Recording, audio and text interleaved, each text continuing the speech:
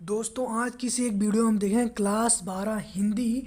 जो आपका नाटक है आन का मान, जो हरिकृष्ण प्रेमी द्वारा रचित है। इस कहानी को हम पूरा लास्ट तक समझेंगे। और एक चीज़ जान लीजिए, गारंटी के साथ कह रहा हूँ, यदि आप इस वीडियो को लास्ट तक देखोगे तो बहुत आसानी के साथ समझ में आएंगे। केवल एक दो बार वीडियो को देख लेना, जैसे कोई गाना याद हो जाता है उसी तरीके से यह भी याद हो जाएगा। इसे शुरू करने से पहले मैं आपको इसके बारे में थोड़ा सा इंट्रोडक्शन देना चाहता हूँ कि ये जो सब जिले हैं, वाराणसी, लखनऊ, इटावा, इन सभी जिलों में यह पूछा जाता है। और जो आन का मान है यह हरिकृष्ण प्रेमी द्वारा रचित है। और जिसमें जो है मुगल कालीन भारत के इतिहास पर, यह जो नाटक है ये मुगल कालीन भारत, जब मुगलों का शासन था उस समय भारत के इतिहास का वर्णन किया गया है। जिसमें एक राजपूत सरदार दुर्गादास राठौर के स्वाभिमान, कर्तव्य परायणता आदि को चित्रित किया है। जो वीर दुर्गादास राठौर हैं, जो लोग इतिहास पढ़े हैं उनको मालूम होगा कि वीर दुर्गादास राठौर कितने महान सेनापति एक प्रकार से यह सरदार थे। उन तो उन्हीं पर यह आधारित है, जिसमें उनके स्वाभिमान की, वीरता, स्वामी भक्ति, कर्तव्य परायणता, इन सभी चीज़ों को दिखाया। और साथ ही एक चीज़ यह दिखाया, हिंदू मुस्लिम एकता पर भी इसमें बहुत अच्छे से दिखाया गया है लेखक के द्वारा। तो चलिए हम वीडियो की शुरुआत करते हैं। जैसे कोई हम सीरियल देखते हैं तो 3 पार्ट में ख़त्म होता है, ठीक इसी प्रकार से जो यह आपका आन का मान है यह 3 सारांश में खत्म हो जाता है। तो चलिए हम पहला देखते हैं। देखिए, 2 प्रकार से क्वेश्चन आपसे पूछता है। या तो आपसे कह देगा कि प्रथम सारांश का उल्लेख करें, द्वितीय का करें या तो तृतीय का। या आपके पास एक ऑप्शन और रहता है, जैसे कह देगा कि अजीत सिंह के चरित्र चित्रण कीजिए, या वीर दुर्गादास राठौर का चरित्र कैसा था इसके बारे में बताइए। तो चलिए हम आपको बताते हैं। आन का मान नाटक का प्रारंभ जो है रेगिस्तान के एक रेतीले मैदान से होता है। इस समय भारत की राजनीतिक सत्ता मुगल शासक औरंगजेब के हाथों में थी। और जोधपुर में महाराजा जसवंत सिंह का राज्य था। यानी कि इसमें यह बताया जा रहा है कि जो उस समय पूरे भारत की शक्ति यदि किसी एक बादशाह यानी कि एक शासक के हाथ में थी, तो उस शासक का नाम था औरंगजेब, जो कि एक मुगल शासक था। इसीलिए यहाँ पे कहा गया है मुगल शासक औरंगजेब के हाथों में थी। और दूसरी तरफ जैसे कोई कहानी होती है तो उसके 2 पार्ट होते हैं, तो पहला आपको बता दिया गया। दूसरा देखिए क्या है, दूसरी तरफ जोधपुर में महाराजा जसवंत सिंह का राज्य था। एक तरफ जो पूरे भारत की शक्ति यदि किसी एक मुगल बादशाह के हाथ में थी तो उसका नाम था औरंगजेब। दूसरी तरफ जो जोधपुर में महाराजा थे वो जसवंत सिंह थे।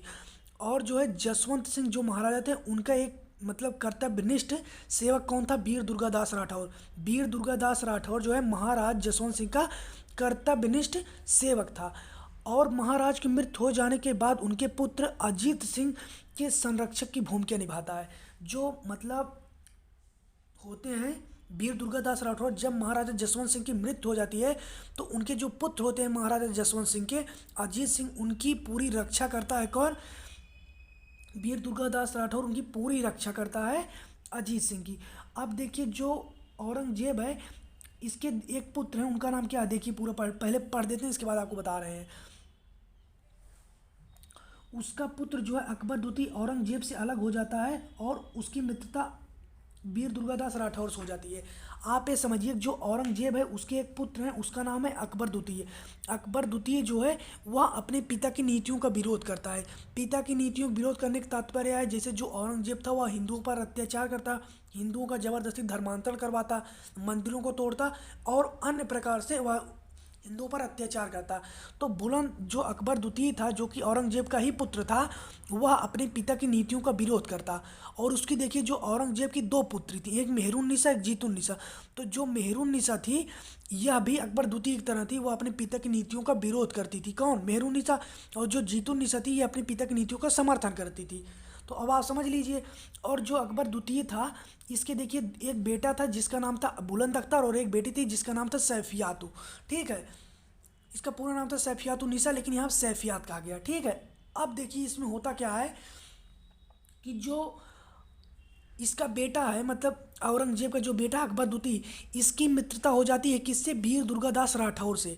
वीर दुर्गादास राठौर से अकबर द्वितीय की मित्रता हो जाती है, क्योंकि यह अपने पिता की नीतियों का विरोध करता है अकबर द्वितीय। और औरंगजेब का कौन दुश्मन है? वीर दुर्गादास राठौर। तो जो औरंगजेब का दुश्मन होता है यानी वीर दुर्गादास राठौर, उनकी मित्रता हो जाती है अकबर द्वितीय से। तो अब देखिए होता क्या है, लेकिन औरंगजेब एक चाल चलता है जिसके कारण जो अकबर द्वितीय है उसको ईरान चले जाना पड़ता है। और जब अकबर द्वितीय ईरान चले जाते हैं तो उनके जो एक बेटा होता है बुलंद अख्तर सैफियातुन्निसा, ये दोनों बहुत छोटे होते हैं। तो अकबर द्वितीय इन दोनों को, बुलंद अख्तर को और सैफियात को, किसके पास छोड़ के चला जाता है, वीर दुर्गादास राठौर के पास छोड़ के चला जाता है। और वीर दुर्गादास राठौर को जिम्मेदारी देता है कि अब तुम ही इन दोनों की रक्षा करना, इनकी सेवा करना। तो वीर दुर्गादास राठौर कितने लोगों को जान लीजिए संरक्षण कर रहा है, एक अजीत सिंह की कर रहा है, दूसरा सैफियातुन्निसा और तीसरा कौन है, बुलंद अख्तर। तो इन सभी की संरक्षक की भूमिका कौन निभाता है, बुलंद मतलब वीर दुर्गादास राठौर। समय के साथ ये सभी लोग बड़े होते हैं। एक दिन की बात है, एक दिन की बात है, देखिए समय के साथ सभी लोग बड़े होते हैं और जो राजकुमार अजीत सिंह होते हैं जो महाराजा जसवंत सिंह के पुत्र होते हैं, उनका जो है वो जो है अकबर द्वितीय की जो बेटी होती है सैफियातुन्निसा, इस पे इसके प्रति मतलब वो थोड़ा सा उससे प्रेम करने लगते हैं। ठीक है। तो सैफियात लेकिन मना करती थी, सैफियात ऐसा करने से मना करती थी। उसके बावजूद भी जो अजीत सिंह थे उसके प्रति प्रेम की भावना अत्यधिक बढ़ गई थी। मतलब जो सैफियातुन्निसा थी उनसे कौन अत्यधिक प्रेम करने लगे थे, महाराजा जसवंत सिंह के पुत्र अजीत सिंह। लेकिन ऐसा करने से कौन मना करती थी, सैफियात, जिसके कारण वीर दुर्गादास नाराज हो जाता है। और वीर दुर्गादास नाराज हो जाता है किससे, अजीत सिंह से। दुर्गादास द्वारा राजपूती आन एवं मान का ध्यान दिलाते हुए अजीत सिंह अपनी गलती मानकर क्षमा मांग लेता है और युद्ध करने की तैयारी करता है। तो जब वह ऐसा करता है तो वीर दुर्गादास राठौर बताता है कि राजपूती परंपरा के खिलाफ है। तब जो दुर्गा अजीत सिंह होते हैं वो अपनी गलती मानते हैं और क्षमा मांगते हैं कि हमसे गलती हुई, हमें माफ़ करिए। और क्षमा मांग के वो पुनः अपनी युद्ध की तैयारी में मतलब चले जाते हैं, अपनी युद्ध की तैयारी करने लगते हैं। औरंगजेब के संधि प्रस्ताव को लेकर ईश्वरदास आता है। मुगल सूबेदार सुजात खान द्वारा सादे वेश में प्रवेश करने के बावजूद अजीत सिंह उस पर प्रहार करता है, परंतु राजपूती परंपरा का निर्वहन करते हुए निरस्त्र व्यक्ति पर प्रहार करने से बचा लेता है। संधि जो औरंगजेब है उसके संधि प्रस्ताव को लेकर कौन आता है, ईश्वरदास। ईश्वरदास आता है और जो मुगल सूबेदार होता है जिसका नाम होता है सुजात खान, यह सादे वेश में आता है और इस पर जो अजीत सिंह होते हैं उस पर तलवार लेके टूट पड़ते हैं। लेकिन वीर दुर्गादास राठौर जो होते हैं उन्हें ऐसा करने से बचा लेते हैं, क्योंकि जो राजपूती परंपरा वो बताती है कि एक शस्त्रहीन व्यक्ति पे शस्त्र नहीं चलाना चाहिए। तो ऐसा करने से बचा लेते हैं वीर दुर्गादास राठौर। अब देखिए जो अब देखिए दूसरा नाटक, ये पहला नाटक यहीं समाप्त हो गया। दूसरा नाटक देखिए, औरंगजेब की दो पुत्री। औरंगजेब की दो पुत्री मेहरुन्निसा और जीतुन्निसा में से जो मेहरुन्निसा, देखिए आपको बताएं क्या है, औरंगजेब की पुत्री कितनी है, दो, मेहरुन्निसा जीतुन्निसा। जो मेहरुन्निसा है यह जो औरंगजेब की नीतियों का विरोध करती थी मेहरुन्निसा, और जो जीतुन्निसा थी वह औरंगजेब की नीतियों का समर्थन करती थी। तो अब देखिए क्या है, मेहरुन्निसा जो है हिंदुओं पर औरंगजेब द्वारा किए जाने वाले अत्याचारों पर विरोध करती थी, जबकि जीतुन्निसा अपने पिता की नीतियों का समर्थन करती थी। अपने दोनों पुत्रियों की बात सुनने के बाद औरंगजेब मेहरुन्निसा द्वारा रेखांकित किए गए अत्याचारों को अपनी भूल मानकर पश्चाताप करने लगता है। जैसे जो उसकी बेटी होती मेहरुन्निसा, इसलिए यहाँ पे हमने अंडरलाइन कर दिया है। तो जब वो अपने पिताजी से कहते हैं मतलब तुम यही सब गलत काम कर रहे हो, हिंदुओं पर अत्याचार कर रहे हो, तो कहीं कहीं औरंगजेब को भी दुख होता है और वह अपने पश्चाताप करता है, उसे दुख होता है जो उसने पहले किया। तो वह अपने बेटों को विशेषकर अकबर द्वितीय के प्रति की जाने वाली कठोरता के लिए भी दुखी होता है। जैसे देखिए अकबर जो औरंगजेब, उसे किस बात पे दुख होता है, जो हिंदुओं पर अत्याचार होता है। क्यों? क्योंकि इसकी जो पुत्री सब कहती हैं तुम इन्हें हिंदुओं पर अत्याचार कर रहा है, तुम हिंदू मतलब अत्याचार कर रहे हो। तो इसलिए उसकी जो औरंगजेब होता है उसे दुख होता है।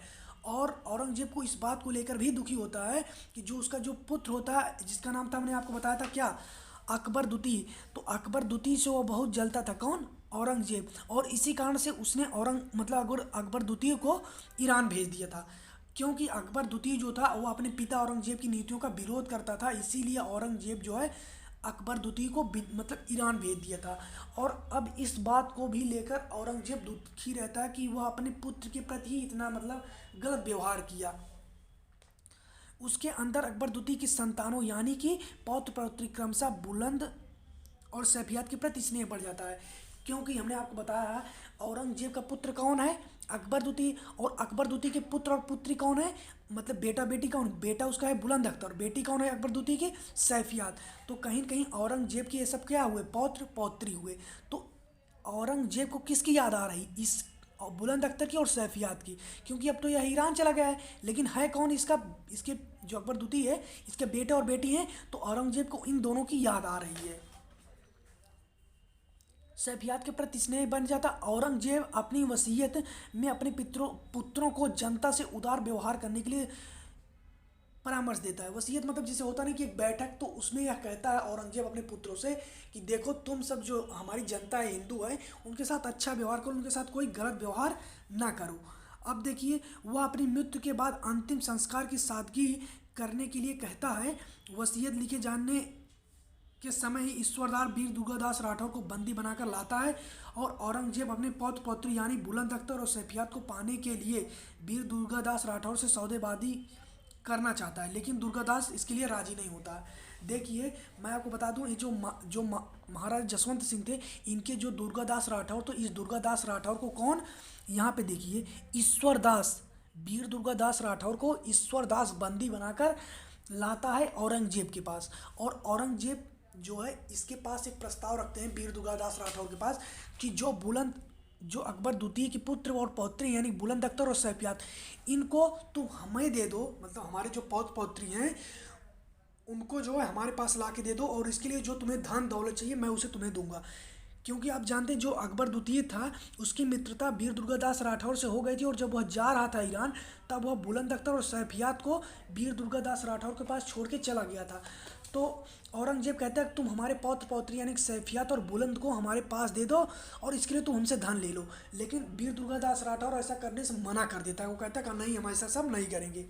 यही था दूसरा नाटक। अब देखिए तीसरे अंक पे चलते हैं, तीसरा अंक लास्ट है और इसी में ज़्यादा मज़ा आएगा।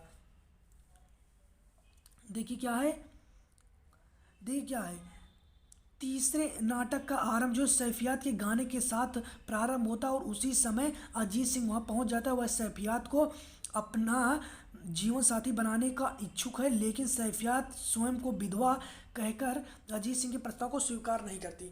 यानी कि तीसरा जो मतलब हमारा अंक है, इसमें सैफियात अपना गिटार उटार बजाती है, जो भी था अपना गाना वाना बजाती थी।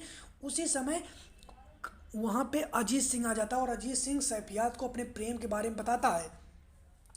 लेकिन जो सैफियात होती है वो मना कर देती है। क्यों? क्योंकि वो कहती है कि मैं विधवा हूँ, यही कह के वो मना कर देती है।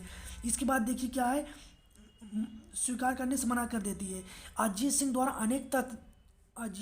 द्वारा अनेक तर्क देने के बावजूद सैफियात अजीत सिंह को लोकहित हेतु स्वहित को त्यागने का सुझाव देती है। यानी सैफियात है वो अजीत सिंह को कहती है कि देखो तुम अपने लोकहित के लिए स्वहित को त्याग दो, यानी कि अपने हित को जो तुम देख रहे हो, अपने हित जैसे होता नहीं कई बार कि कई लोग अपनी मतलब केवल सोचते हैं कि हमारा केवल भला हो, दूसरे कुछ ना हो, दूसरे कुछ हो या ना हो उससे नहीं, मतलब बस केवल हमारा भला हो।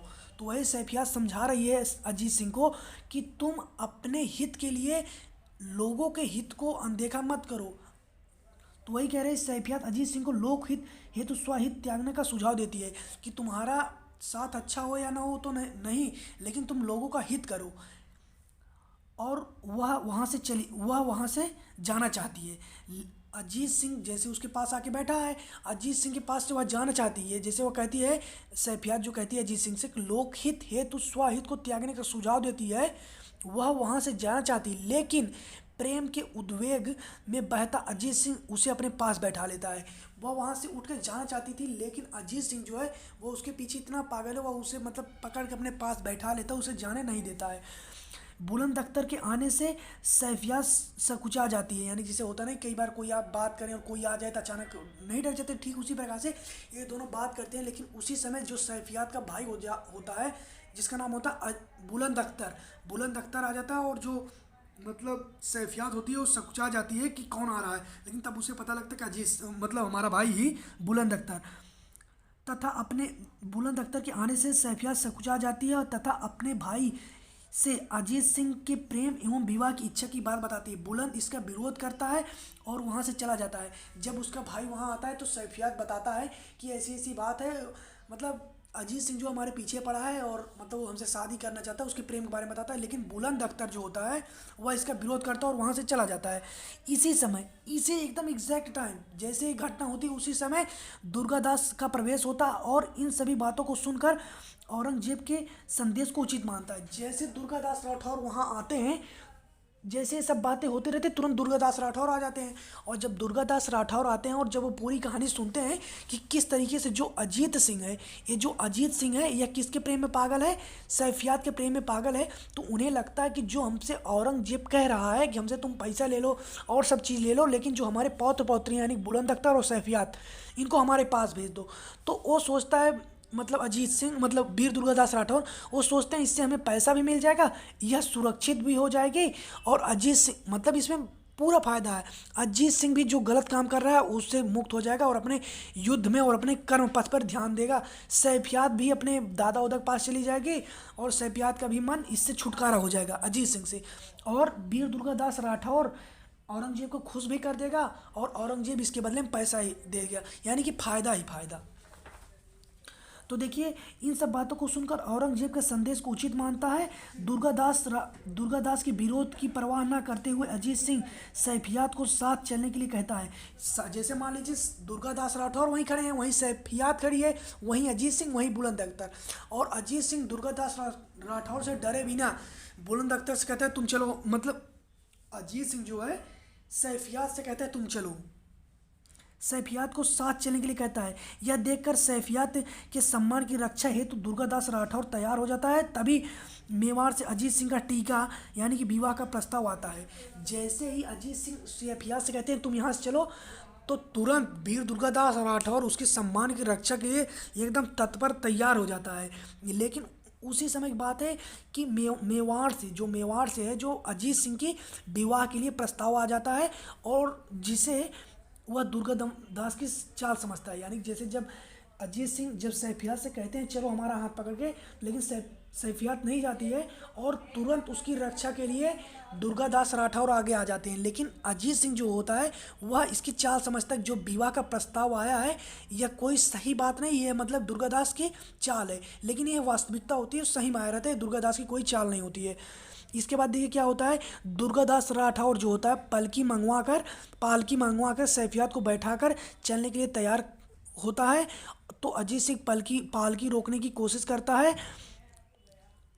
तो अजीत सिंह जो है पालकी रोकने की कोशिश करते हुए कहता है और दुर्गादास राठौर को चेतावनी देता है कि दुर्गादास जी मारवाड़ में आप रहेंगे या मैं रहूँगा। दुर्गादास सीधे शब्दों में कहता है कि नहीं महाराज आप ही रहेंगे।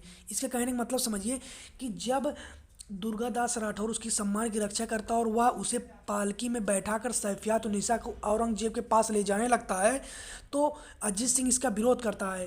तो जो मतलब ये होते हैं वीर दुर्गादास राठौर, वो उसकी मतलब उसके मतलब वो जो कहता है कि वीर दुर्गादास राठौर से कि मारवाड़ में या तो आप रहेंगे या तो मैं रहूँगा, तो उनकी परवाह किए बिना, उनकी धमकी की परवाह किए बिना वो डायरेक्ट मतलब सैफियात निशा को ले जाता है और कहता है वीर दुर्गादास अजीत सिंह जो है से कहता है वीर दुर्गादास राठौर कि आप ही रहेंगे मारवाड़ में, मैं नहीं रहूँगा, मेरा तो केवल एक कर्तव्य था जो कि मैंने महाराजा जसवंत सिंह से कहा था निभाने के लिए, वो मैं निभा दिया और बस।